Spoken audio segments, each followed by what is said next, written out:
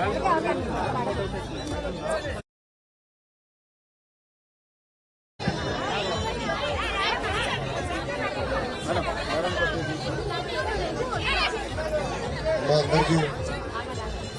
నమస్కారం.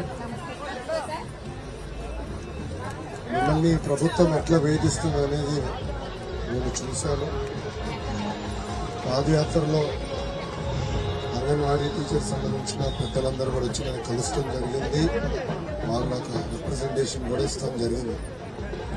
ఇక్కడ మిమ్మల్ని అందరినీ ఒకటే ఆలోచించమంటున్నా, 2014 నుంచి 19 మధ్యన మీకు ఏనాడు ఇబ్బంది లేకుండా ఆనాటి ముఖ్యమంత్రి బాబు గారు మీరు ఎప్పుడు వేతనాలు పెంచాలన్నా మీరు రోడ్ ఎక్కుతున్నారంటేనే జియో ఇష్యూ చేశారు. ఎందుకంటే మనందరం ఒక్కరమే, మనందరం ఆంధ్రులమే. మన సమస్యలు మనం పరిష్కరించుకోవాలి తప్ప ఏ తెల్లోడో ఢిల్లీడో చేయరు కదా. మనం కూర్చుని మన సమస్యలు పరిష్కరించుకోవాలి. మీరు సమాజంలో చాలా కీలకమైన పాత్ర వహిస్తున్నారు. నాకు 8 సంవత్సరాల బాబున్నాడు. బ్రహ్మని ఎప్పుడు చెప్పేది, చిన్నప్పుడు మొదటి 3-4 సంవత్సరాలు కీలకమైన 3-4 సంవత్సరాలు, అప్పుడు పిల్లల ఆలోచనలు ఎట్లా మోల్డ్ చేస్తాం, దాన్ని బట్టి భవిష్యత్తు వాళ్ళు అట్లా ప్రవర్తిస్తారని బ్రహ్మని నాకు పదే చెప్పేది. అందుకే అంగన్వాడీ టీచర్లకి చాలా కీలకమైన పాత్ర సమాజంలో ఉంది. ఈ రోజు ఈ ప్రభుత్వం ఇట్లా మిమ్మల్ని వేధిస్తాం, బలవంతం ఓపెన్ చేస్తాం, ధర్నా కూర్చుంటే కేసులు పెడతాం, చాలా చాలా బాధాకరం.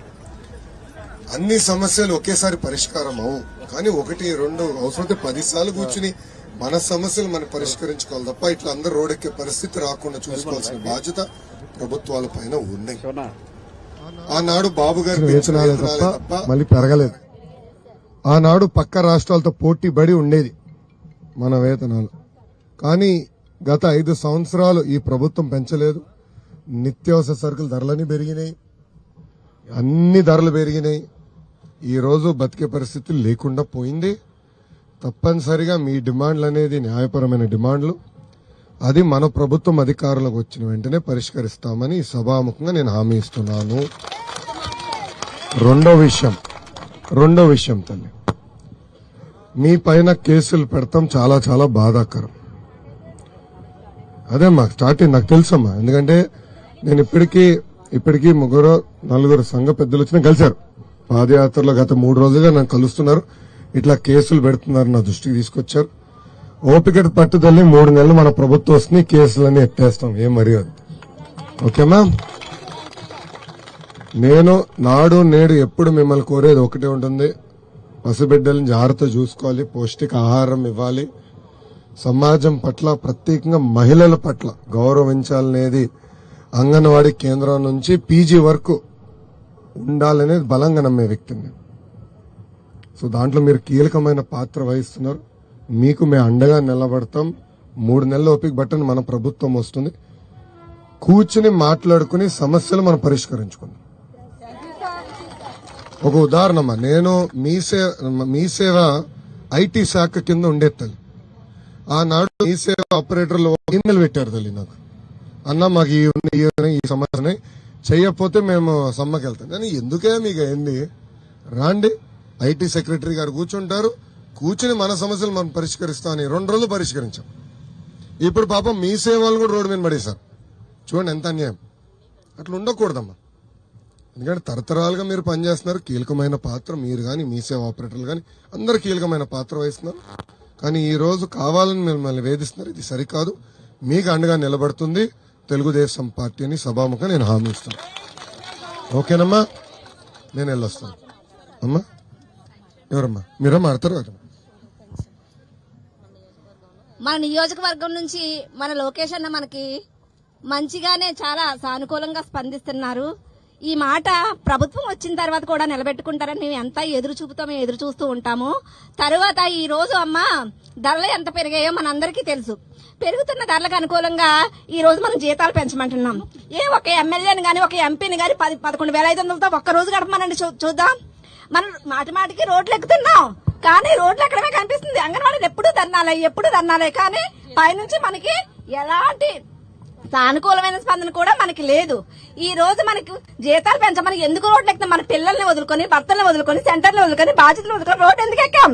ఈ రోజు మనకి ఆ వచ్చే జీతానికి మన బిడ్డలకి సరైన విద్య అందించుకోలేకపోతున్నాం, సరైన ఆరోగ్యం అందించుకోలేకపోతున్నాం.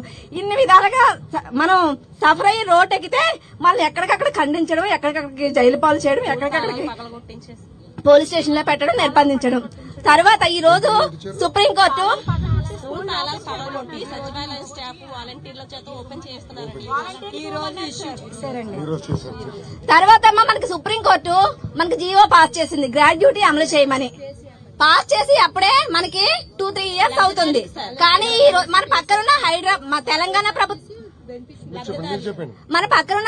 ప్రభుత్వం దానికి ఒప్పుకుంది, కర్ణాటక ప్రభుత్వం దాన్ని అమలు చేస్తుంది.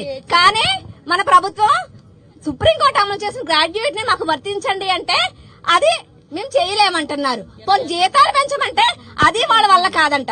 మరి ఏది వాళ్ళ వల్ల కాకపోతే మనం అందరం వాళ్ళని అక్కడ కూర్చోబెట్టి దేనికమ్మా? దేనికి చెప్పండి? ఇలా మన రోడ్లలోనూ ఎండలో తిరగడానికా చెప్పండి? ఈ రోజు పని భారం, పని ఒత్తిడి చాలా ఎక్కువైపోయింది. ప్రభుత్వ ఉద్యోగస్తులు చేసే పనులన్నీ మా అంగన్వాడీ వర్కర్లతో చేయించుకుంటున్నారు. కానీ జీతాల మాటకు వచ్చేసరికి కూలి పని చేసుకునే వాళ్ళకి వచ్చే జీతం కూడా మనకి ఈ రోజు లెక్క కట్టుకోండి. కూలి పని వెళ్లేవారు కూడా రోజుకి 1000 రూపాయలు, 800 పైనే కానీ 500 అలాగే ఎవ్వరు కూడా కూలి పనికి వెళ్లే వాళ్ళు తెచ్చుకోవట్లేదు. అంటే మన జీతం వాళ్ళ సాటి కూడా ఈ రోజు లేదు. పని భారం, పని ఒత్తిడి కొండంత, మనకి ఇచ్చేది ఎలకంత. దయచేసి తర్వాత ఇప్పుడు సంక్షేమ పథకాలు కొన్ని పెట్టారమ్మా. సంక్షేమ పథకాలు అర్హులైన వాళ్ళకే కదా పెట్టారు. మీరు అంగన్వాడీ టీచర్ కదా, మీరు ప్రభుత్వ ఉద్యోగంతో సమానం కదా, జీతం లేదు అక్కడ. అలాగనే మనకి పర్మనెంట్ లేదు, మాటకి ప్రభుత్వ ఉద్యోగం అంతే. కానీ సంక్షేమ పథకం మన ఇంట్లో వికలాంగులు ఉంటున్నారు, వృద్ధులు ఉంటున్నారు, హెల్త్ బాగోలేని వాళ్ళు ఉంటున్నారు, వితంతువులు ఉంటున్నారు. ఈ పెన్షన్లు ఏమి కూడా అంగన్వాడీ టీచర్ ఉన్న ఇంట్లో అంట వర్తించమంట. ఇది ఎక్కడ న్యాయం చెప్పండి అమ్మా? ఇది ఎంతవరకు సంబంధించి చెప్పండి. దయచేసి మేము ఈ రోజు ప్రతి ఒక్కరు కూడా తేలిగ్గా మాట్లాడుకుంటారు మేము రోడ్ ఎక్కితే. కానీ మా వెనకాతల చాలా సమస్యలు ఉంటాయని మేము రోడ్ ఎక్కుతున్నాం. కానీ మాకు అన్ని బాగుండి మాకు సరదా చెప్పండి.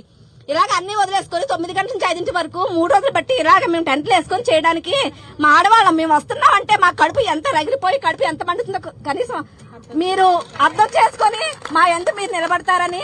అలాగే మన నియోజకవర్గంలో 1500 పైగానే అంగన్వాడీ సెంటర్లు ఉన్నాయి.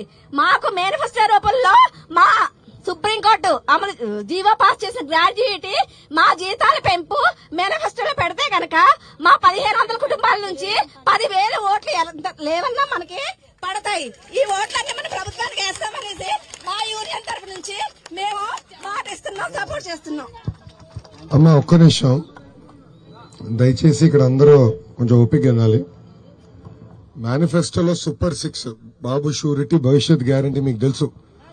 ఊరూరు మనోళ్ళు తిరుగుతున్నారు, తెలుగుదేశం పార్టీ, జనసేన పార్టీలు కలిసి తిరుగుతున్నారు, బాండ్లు ఇస్తున్నారు గడప గడపకి వచ్చి వివరాలు సేకరించి. అంటే ఇంతమంది రైతులున్నారా, నిరుద్యోగులున్నారా, అది తెలుగుదేశం పార్టీ మేనిఫెస్టోమా. ఇది అష్యూరెన్స్. నేను చెప్తున్నా, అందరు రికార్డ్ చేసుకుంటున్నారు కదా, ఎక్కడ పోతా నేను పరదాలు పరదాలు కట్టుకుని తిరగాలన్న ఆలోచన నాకు లేదు కదా. ఆనాడు అంగన్వాడీ జీతాలు పెంచుతాను మేము మేనిఫెస్టోలో పెట్టలా, కానీ పెంచినాం కదా, అవునా కదా తల్లి? అవసరమైన సరుకులు సకాలంగా అందించే వాళ్ళం. నేను పంచాయతీరాజ్ గ్రామీణాభివృద్ధి శాఖ మంత్రి ఉన్నప్పుడు అంగన్వాడీ భవనాలు కట్టాలని యుద్ధ ప్రాతిపదికంగా ఆనాడు పాపం పంచాయతీరాజ్ సిబ్బంది ద్వారా కట్టించాం కదా. అవన్నీ మేము మేనిఫెస్టోలో పెట్టామా? లేదు. మీరు చాలా కీలకమైన పాత్ర సమాజంలో వహిస్తున్నారు, దాంట్లో ఎలాంటి సందేహం లేదు. మీకు మేము అండగా నిలబడతామని నేను హామీ ఇస్తున్నాను. మీరు మళ్ళీ రోడ్ ఎక్కకుండా చేసే బాధ్యత మేము తీసుకుంటాం తల్లి. ఓకేనమ్మా? థ్యాంక్ యూ అమ్మా. ఏమనుకోదు, పట్నంకి వెళ్ళాలి. ఓకేమ్మా, థ్యాంక్ యూ.